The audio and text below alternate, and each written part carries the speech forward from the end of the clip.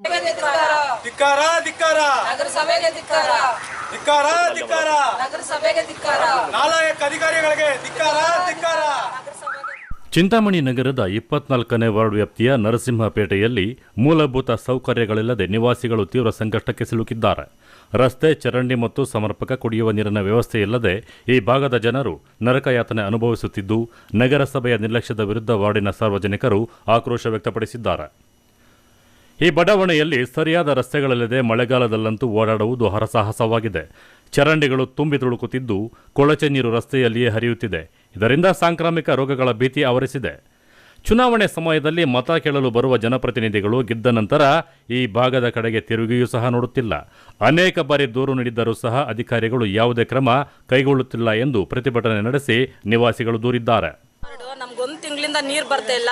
ಯಾರು ಎಷ್ಟು ಜನ ಹೋಗಿ ಹೇಳ್ತಾ ಇದ್ರು ಕೂಡ ನಮ್ಗೆ ನೀರ್ ಬಿಡ್ತಾ ಇಲ್ಲ. ತುಂಬಾ ಸಮಸ್ಯೆ ಆಗಿದೆ ನಮ್ಗೆ.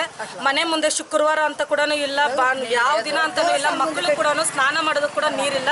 ತುಂಬಾ ಪ್ರಾಬ್ಲಮ್ ಆಗಿದೆ. 250 ಜನ, 300 ಜನ, 400 ಜನನೇ ಇದ್ದಾರೆ. ಇನ್ನೂ ತುಂಬಾ ಜನನೇ ಇದ್ದಾರೆ.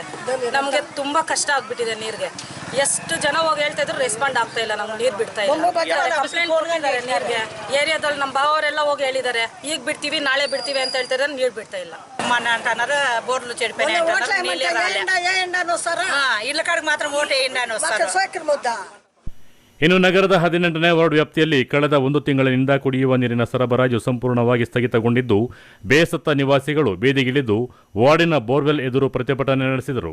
ಕಳೆದ 1 ತಿಂಗಳಿನಿಂದ ನಲ್ಲಿಗಳಲ್ಲಿ ನೀರು ಬರುತ್ತಿಲ್ಲ. ಇದರಿಂದಾಗಿ ಅಡುಗೆ, ಸ್ನಾನ ಹಾಗೂ ದೈನಂದಿನ ಕೆಲಸಗಳಿಗೆ ನೀರಿಲ್ಲದೆ ಮಹಿಳೆಯರು ಮತ್ತು ಮಕ್ಕಳು ಪರದಾಡುವಂತಾಗಿದೆ ಎಂದು ಪ್ರತಿಭಟನೆ ನಡೆಸಿ ಆಕ್ರೋಶ ವ್ಯಕ್ತಪಡಿಸಿದ್ದಾರೆ. ಅಫ್ಸರ್ ಭಯ್ ಅಂತ ಒಬ್ರು ಹೆಸರು ಹೇಳ್ತಾರೆ, ಅವ್ರಿಗೆ ಫೋನ್ ಮಾಡ್ತೀವಿ. ಯಾರೋ ರವಿ ಅಂತ ಹೇಳ್ತಾರೆ, ಅವ್ರಿಗೆ ಫೋನ್ ಮಾಡ್ತೀವಿ. ಅವನ್ಯಾವನೋ ಹುಡುಗ ಬರ್ತಾನೆ, ವಾಲ್ವ್ ಎತ್ಕೊಂಡು ಬಂದು ತಿರ್ಗ್ಸಕ್ಕೆ ಬರ್ತಾನೆ, ಅವ್ನಿಗೆ ಹೇಳ್ತೀವಿ. ಇನ್ಯಾರಿಗೋಗಿ ಹೇಳೋದು? ಮೊನ್ನೆ ನೋಡಿದ್ರೆ ಚರಂಡಿ ಫುಲ್ ಬ್ಲಾಕ್ ಆಗಿಬಿಟ್ಟು 10 ಜನಕ್ಕೆ ಡೆಂಗೋ ಜ್ವರ ಬಂದುಬಿಟ್ಟಿತ್ತು.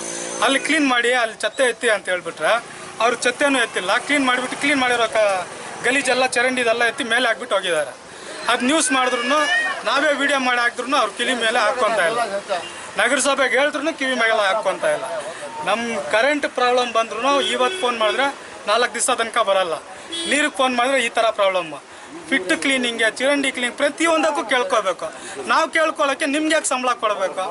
ಕೌನ್ಸಿಲರ್ಗಳಿಗೆ ಏನೋ ಕೆಲಸ ಇಲ್ಲ, ಏನೋ ಇದಾಗಿದೆ ಅಂತಾರೆ. ಇವಾಗ ಅಧಿಕಾರಿಗಳಿಗೆ ಕೆಲಸ ಇಲ್ವಾ? ನಿಮ್ಗೆ ಸಂಬಳ ಬರ್ತಾ ಇಲ್ವಾ? ಹೊಟ್ಟೆಗೆ ಊಟ ಮಾಡ್ತಾ ಇಲ್ವಾ?